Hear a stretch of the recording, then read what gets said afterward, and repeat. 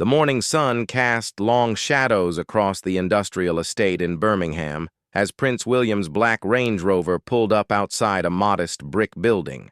The sign above the entrance read, "Youth Shedz," in bold, colorful letters. But what caught the prince's attention were the sounds emanating from within, the rhythmic pounding of hammers, the whir of power tools, and most notably, the animated chatter and laughter of young people clearly engaged in something they loved. William stepped out of the vehicle, straightening his navy blue polo shirt and dark jeans. Gone was the formal attire of state occasions. Today he had dressed for action. His protection officers flanked him discreetly as he approached the entrance, but their presence seemed almost unnecessary, given the genuine warmth radiating from the building ahead. The Youth Shedz charity had been on William's radar for months. Founded by Sarah Thompson, a former teacher-turned-youth worker, the organization provided young people aged 14 to 25 with access to workshop spaces, tools, and mentorship to learn practical skills while building confidence and community connections. What made it special wasn't just the woodworking, metalwork, and creative projects. It was the way it transformed lives. Sarah met William at the entrance, her paint-splattered apron and calloused hands telling the story of someone who worked alongside the young people rather than simply observing from afar. "Your Royal Highness," she began, then caught herself with a smile. "Actually, the kids have been calling you Will all morning in preparation. Hope that's all right?" William's face lit up with genuine amusement. "Well, it is. I'd much rather be treated as part of the team than put on a pedestal." As they walked through the main workshop, William was struck by the diversity of the group. There was Marcus, a 17-year-old who had struggled with anger management issues before finding solace in intricate wood carving. Beside him worked Priya, a 19-year-old engineering student who came to Youth Shedz to experiment with metalwork techniques she couldn't access at university. In the corner, James, a quiet 16-year-old on the autism spectrum, was methodically sanding a piece that would become part of a community garden bench. "The beauty of this place," Sarah explained as they walked, "is that it's not about what these young people can't do or where they've struggled. It's about what they can create, what they can build, what they can achieve when given the right environment and tools." William nodded, already impressed by the atmosphere of focused creativity. But it was when they reached the back of the workshop that his competitive streak first showed itself. A group of 8 young people were gathered around what appeared to be a half-built go-kart, their faces a mixture of determination and friendly frustration. "What's the challenge here?" William asked, rolling up his sleeves without being asked. "Oh, this is brilliant," said Amy, an 18-year-old with purple streaks in her hair and grease stains on her fingers. "We're building racing go-karts for the charity fundraiser next month. 2 teams, 2 carts. Winner takes bragging rights and gets to donate the prize money to a charity of their choice." William's eyes gleamed with interest. "And I'm guessing you could use an extra pair of hands?" "Well," said Tom, the team leader and a 20-year-old apprentice mechanic, "we wouldn't say no to help, but fair warning. The other team has been working on their cart for 2 weeks longer than us. They think they've got this competition sewn up." This was exactly the kind of challenge that brought out William's competitive nature. Throughout his life, from his days at Eton to his military service, he had never been one to back down from competition, especially when the underdog status made victory even sweeter. "Right then," William said, picking up a wrench and examining the partially assembled chassis. "What's our strategy? And more importantly, what are their weaknesses?" The next hour flew by as William threw himself into the project with an enthusiasm that surprised everyone, including himself. He wasn't content to simply observe or offer token assistance. He wanted to understand every bolt, every measurement, every decision that would affect their cart's performance. "The steering mechanism is our biggest challenge," explained Lucy, a 19-year-old who had designed most of their cart's innovations. "We've got the speed sorted, but maneuverability around the track's hairpin turns is going to make or break us. William studied the design, his military training in vehicles and machinery coming to the fore. What if we adjusted the front axle geometry slightly, lower the center of gravity but increase the steering responsiveness? The suggestion sparked an intense technical discussion that revealed William's practical knowledge wasn't just theoretical. He had spent countless hours working on Land Rovers during his time with the Royal Air Force Search and Rescue, and his understanding of vehicle dynamics was solid and applicable. As they worked, the stories began to flow. Marcus shared how youth Shedz had given him an outlet for his energy that didn't involve getting into trouble. Before I came here, I was headed down a bad path. Anger issues, but working with my hands, creating something useful. It changed everything for me. Priya talked about how the workshop had inspired her to switch her engineering focus from theoretical to practical applications. I want to design things that real people can build and use, not just equations on a blackboard. William listened intently, asking questions that showed he understood the real impact of what Youth Shedz was accomplishing. These weren't just activity programs or ways to keep young people occupied. They were transforming lives by giving young people skills, confidence, and purpose. But it was James who provided the most revealing moment of the morning. The quiet teenager had been working steadily on sanding components for their cart, saying little but clearly listening to everything. When William knelt down beside him to examine his work, James looked up with a direct gaze that held no deference to royal status. "You're different from what I expected," James said matter-of-factly. "How so?" William asked, genuinely curious. "You actually want to win this, don't you? It's not just a photo opportunity for you." William paused his work and considered the question seriously. "You're absolutely right. I do want to win." "Does that surprise you? Most adults who come here pretend to care about what we're doing, but they're really just ticking boxes. You're actually invested. That's unusual." The conversation was interrupted by a commotion from across the workshop. The rival team, Team Velocity, as they had dubbed themselves, was conducting a test of their cart's engine.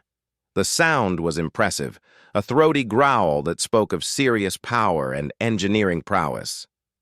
"Show-offs," muttered Tom, but there was worry in his voice. "They've been working with Martin, that apprentice who graduated from the technical college last year. He knows what he's doing." William stood up and walked over to observe Team Velocity's cart. It was sleek, professionally finished, and clearly the product of careful planning and superior resources. The team members, older on average than William's group, worked with the confidence of people who had never seriously considered the possibility of losing. "Impressive," William admitted to Sarah, who had joined him to watch the demonstration.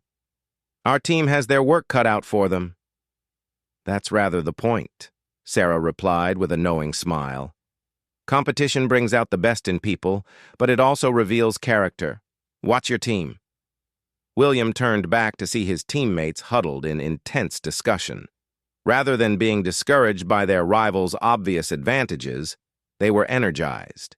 Amy was sketching modifications to their design, Tom was calculating weight distributions, and Lucy was researching gear ratios on her phone. "Right," said Marcus, taking charge in a way that clearly surprised himself. "We might not have their fancy equipment or their head start, but we've got something they don't." "What's that?" William asked, rejoining the group. Marcus grinned. "We've got a secret weapon. We've got will." The comment drew laughter from the team, but William could see the genuine camaraderie building. These young people were beginning to believe they could win, and their belief was infectious. His competitive nature, rather than overwhelming the group dynamic, was galvanizing it. The morning session ended with both teams presenting their progress to the entire Youth Shedz community. Team Velocity's polished presentation emphasized their technical specifications and projected performance advantages. When it came time for William's team, who had christened themselves Team Underdog, Marcus stepped forward as their spokesman. "We know we're behind," he said with a confidence that would have been unimaginable when William first met him hours earlier.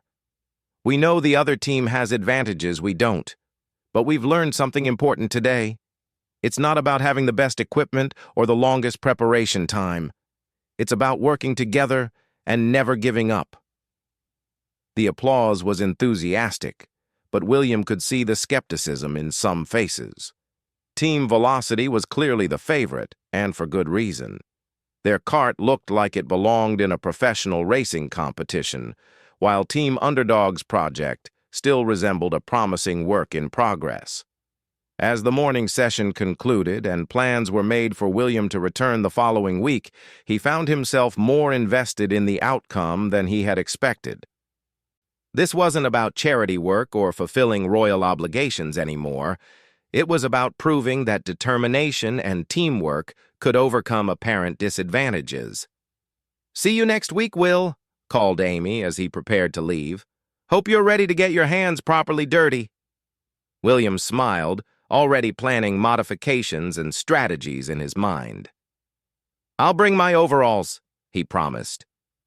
As his car pulled away from Youth Shedz, William reflected on how the morning had unfolded. He had arrived expecting to observe, offer encouragement, and perhaps contribute some token assistance. Instead, he found himself genuinely committed to helping a group of remarkable young people achieve something that seemed increasingly unlikely with each passing hour. The competitive fire was lit, and William knew there was no going back. Team Underdog was going to win this race, whatever it took. William arrived at Youth Shedz the following Tuesday, carrying a large duffel bag and wearing clothes that had clearly seen better days. His faded work boots, paint-stained jeans, and an old RAF training shirt sent a clear message. He hadn't come to observe today. "Someone's taking this seriously," Sarah commented with amusement, as she watched the prince unpack what appeared to be a professional toolkit alongside various automotive components. "I may have done some research," William admitted sheepishly, "and I might have made a few phone calls to some engineers I know." The week between visits had been more eventful than anyone expected. William had found himself thinking about the go-kart project at odd moments, during official meetings, family dinners, even while reviewing briefing papers for upcoming engagements. The challenge had gotten under his skin in a way that surprised him. Team Underdog had been busy too. They had spent every available hour at Youth Shedz, working with a focus and determination that impressed the staff. Marcus had taken on a leadership role that seemed to transform his entire demeanor, while James had revealed an unexpected talent for precision engineering that left everyone amazed. But Team Velocity hadn't been idle either. Their cart now looked like something that belonged in a professional racing series, complete with aerodynamic bodywork and a suspension system that spoke of serious engineering expertise. When William arrived, they were conducting timed practice runs around a makeshift track in the yard behind the workshop. 43 seconds, announced Martin, their adult mentor, consulting his stopwatch with satisfaction. "That's nearly 2 seconds faster than last week." William watched the sleek cart navigate the course with obvious envy. Team Velocity had advantages his team simply couldn't match.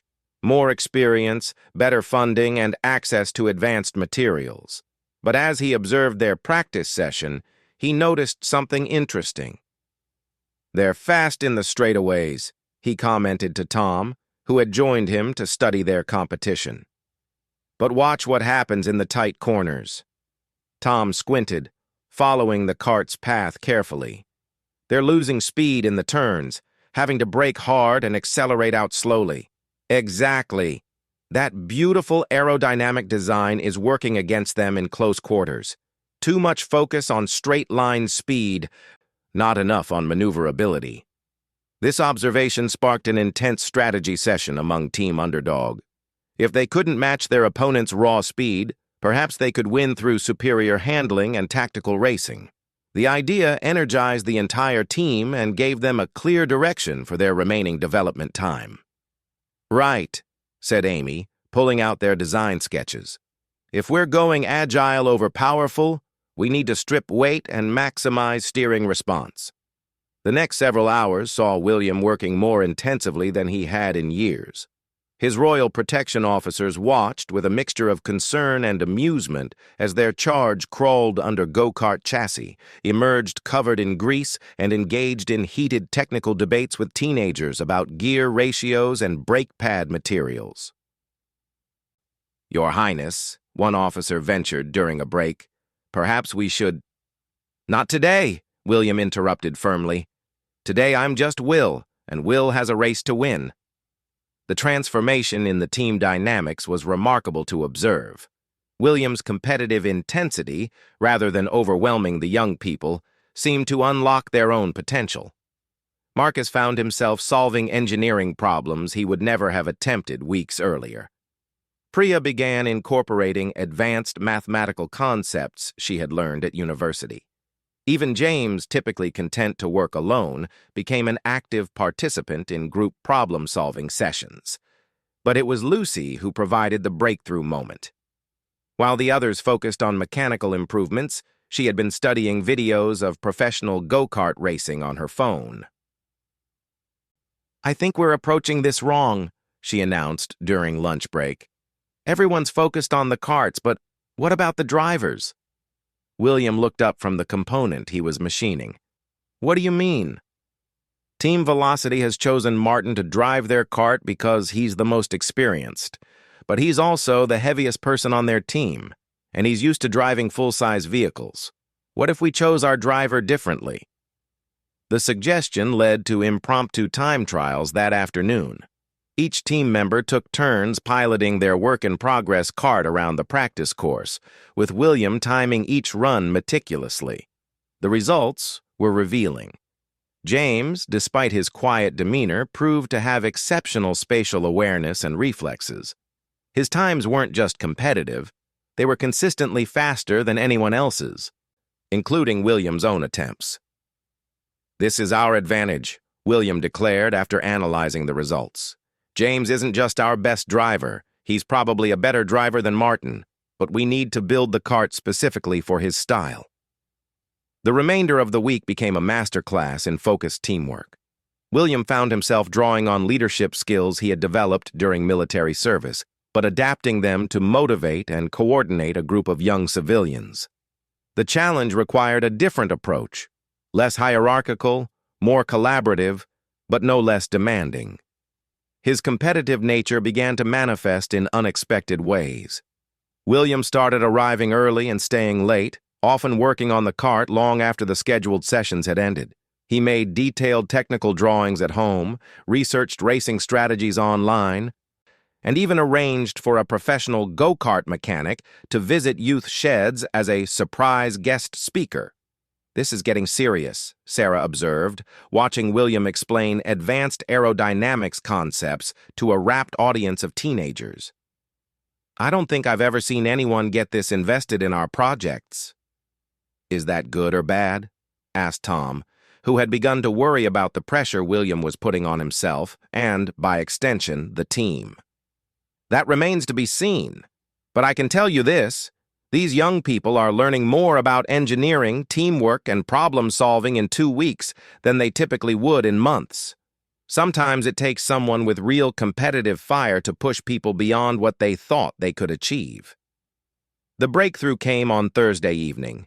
William and James were working alone in the workshop, fine-tuning the steering mechanism, when James made an observation that changed everything.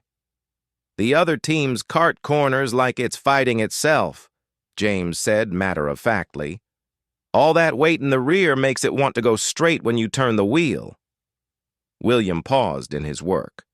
"That's not just an observation. That's a racing strategy. What if we built our kart to actually get faster through corners instead of slower?" The idea was revolutionary for their amateur context. Instead of simply trying to minimize speed loss in turns, they could design their cart to use cornering forces to their advantage. It would require precise weight distribution, specialized tire selection, and driving techniques that played to James's particular strengths.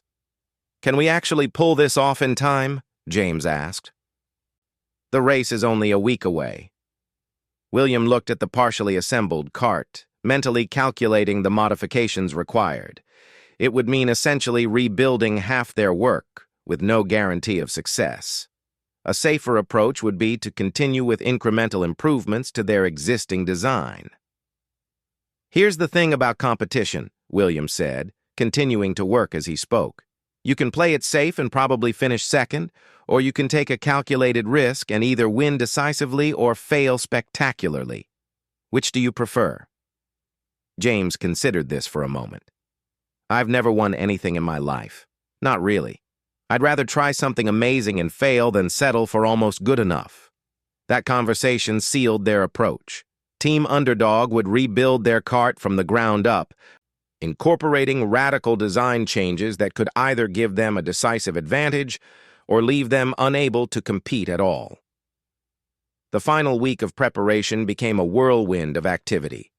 William's protection officers gave up any pretense of maintaining typical royal protocol, instead positioning themselves to assist with tool management and materials handling.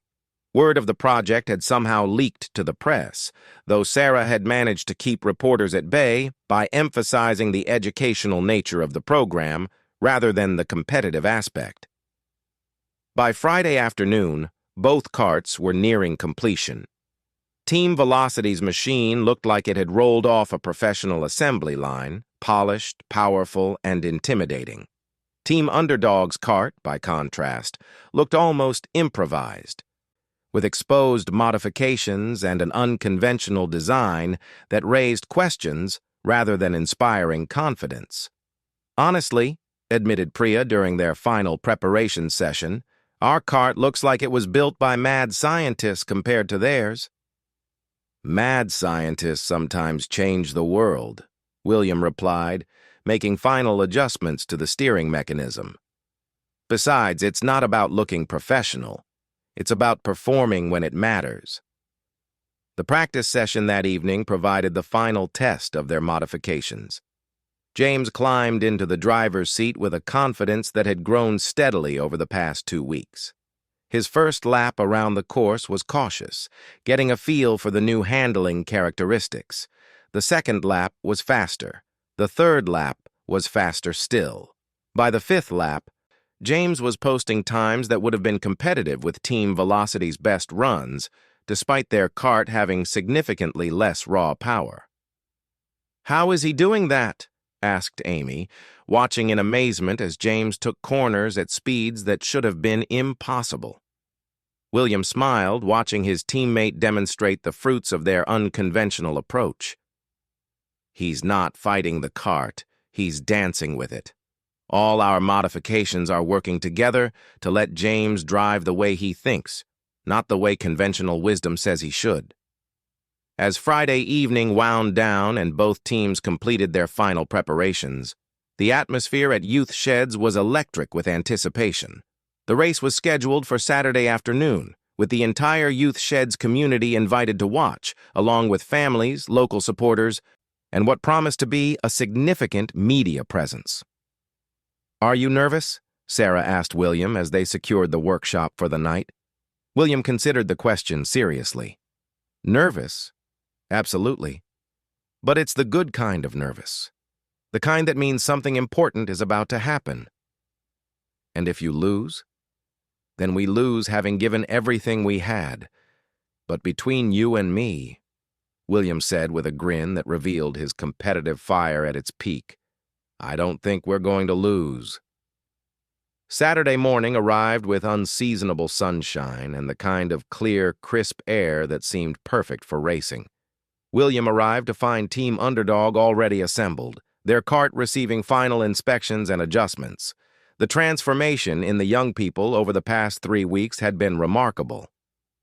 Marcus carried himself with quiet confidence, Priya approached problems with methodical precision, Amy had developed genuine technical expertise, and James displayed a focus and determination that spoke of someone who had found his element. "Ready for this?"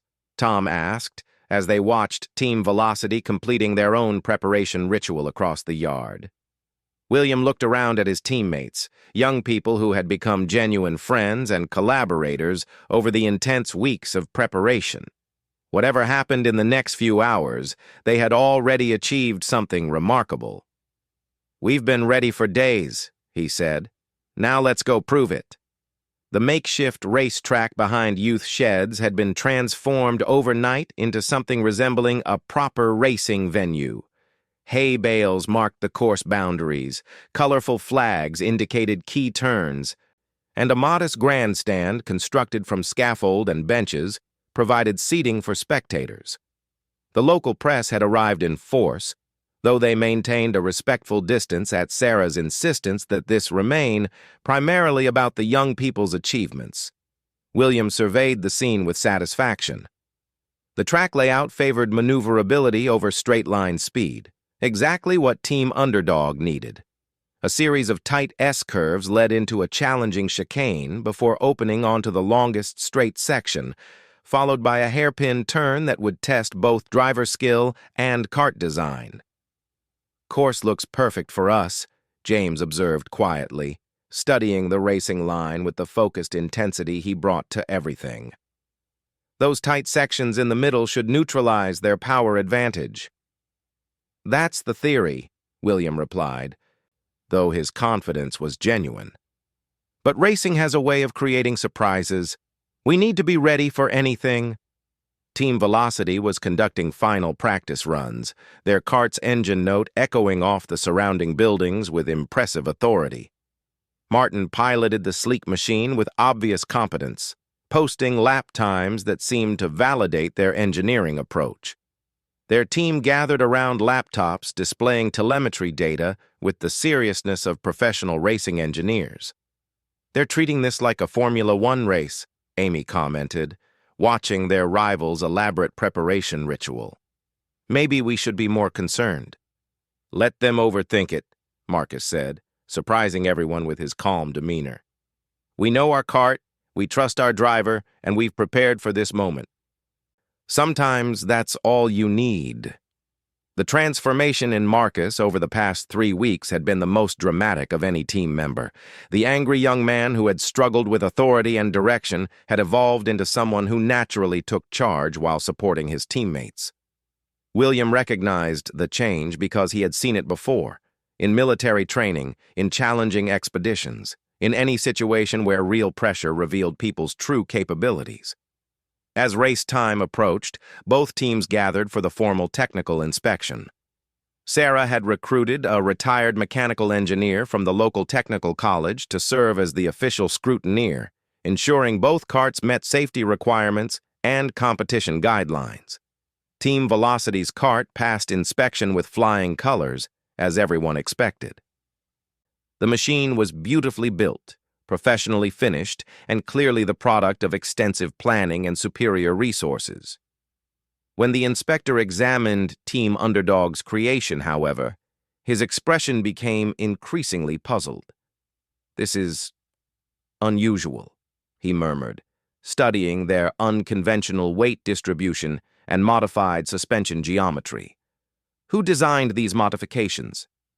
William stepped forward, still wearing his work clothes despite suggestions from his protection officers that he might want to change into something more appropriate for the media presence. "We all did, as a team. Is there a problem?" "Oh, no problem at all. It's just that some of these solutions are quite sophisticated. This differential setup, for instance.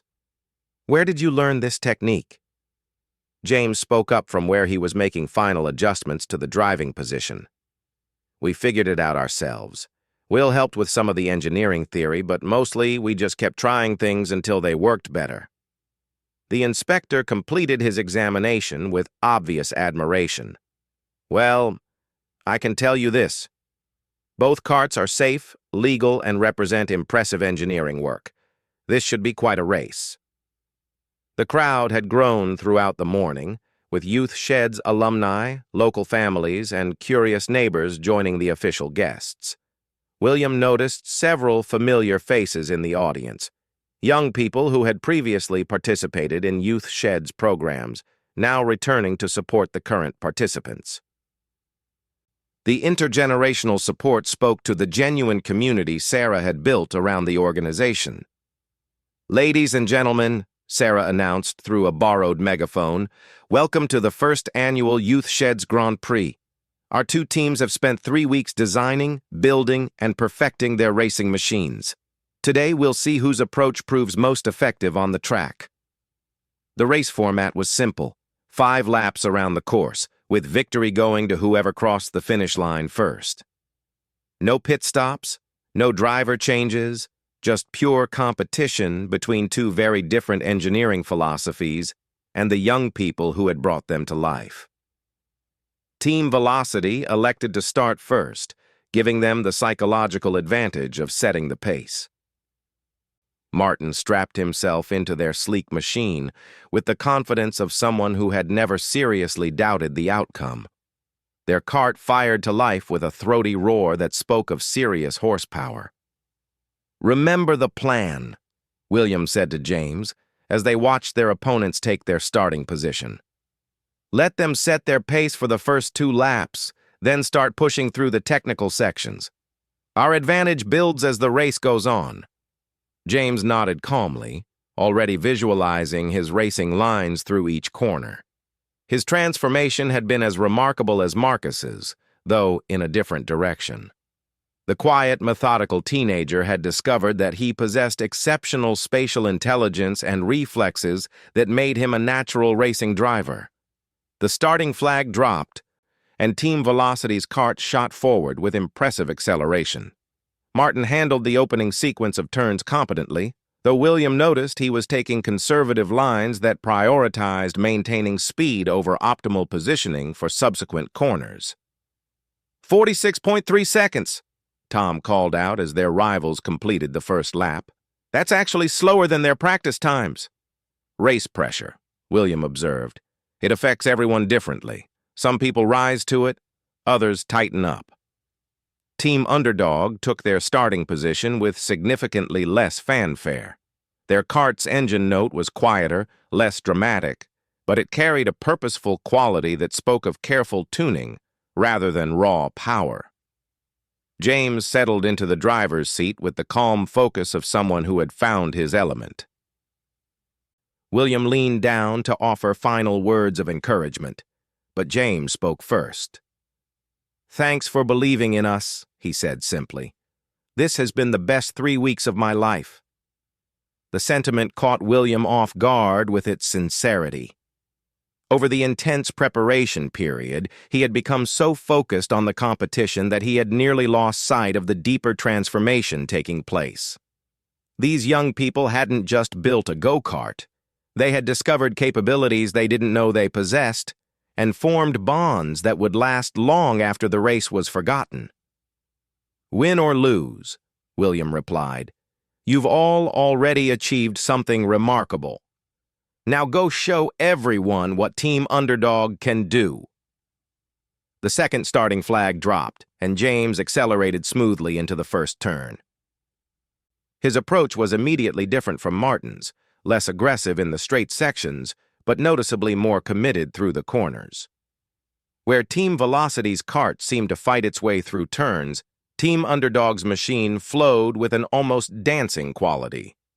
44.1 seconds, called out Tom in amazement.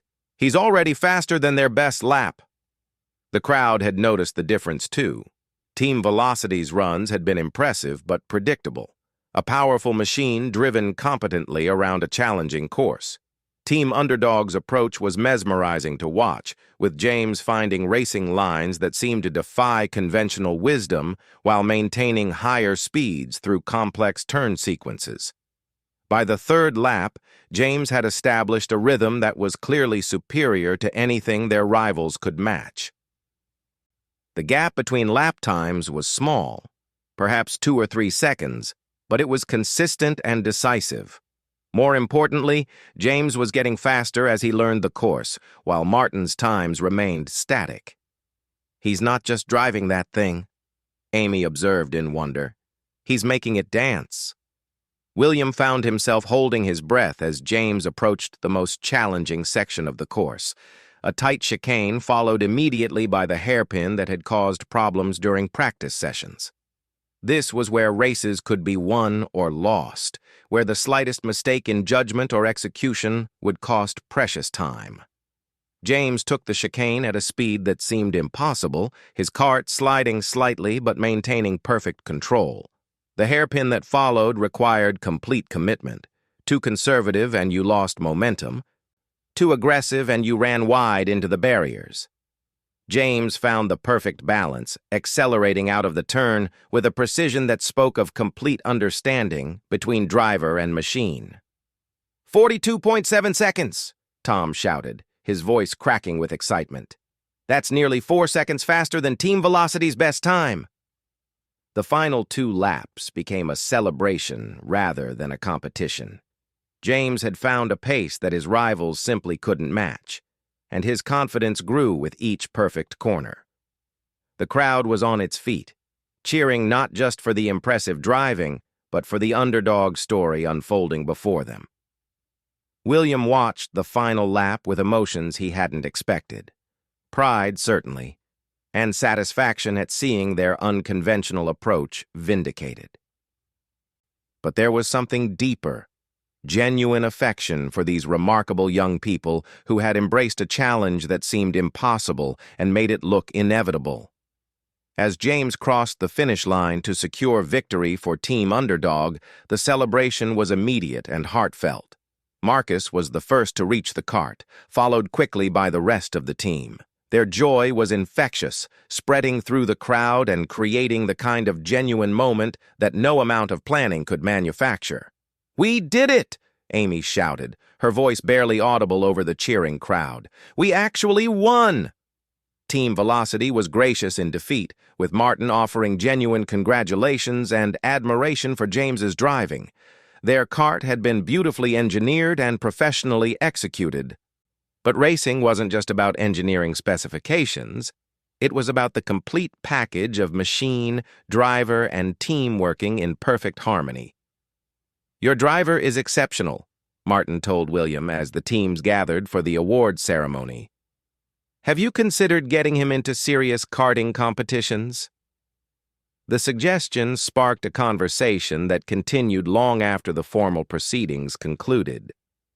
James had discovered a talent that none of them had suspected, and the implications extended far beyond a single charity race. Youth Shedz had given him more than workshop skills. It had revealed possibilities for his future that hadn't existed weeks earlier. As the afternoon wound down and the crowd dispersed, William found himself reluctant to leave. The past 3 weeks had provided him with something he rarely experienced: the satisfaction of working toward a goal with no agenda beyond the pure joy of competition and achievement. "So," Sarah asked as they watched the teams disassemble their carts for storage, "was this what you expected when you first visited?" William considered the question seriously. "Nothing about this was what I expected. I thought I was coming to observe a youth program and offer some encouragement. Instead, I found myself completely invested in helping remarkable young people achieve something that seemed impossible. And now I understand why you do this work. It's not about teaching young people to use tools or build things. It's about helping them discover who they really are when they're challenged to exceed their own expectations." The conversation was interrupted by James approaching with something approaching shyness. In his hands was a small wooden trophy that Team Underdog had hastily constructed from workshop scraps. Nothing fancy, but crafted with the attention to detail that characterized all their work. "We wanted you to have this," he said simply, "for believing in us when no one else did." William accepted the trophy with genuine emotion. It would never be displayed in any royal residence or mentioned in any official biography, but it represented one of his most meaningful achievements. not as a prince or future king, but as someone who had helped young people discover their own potential.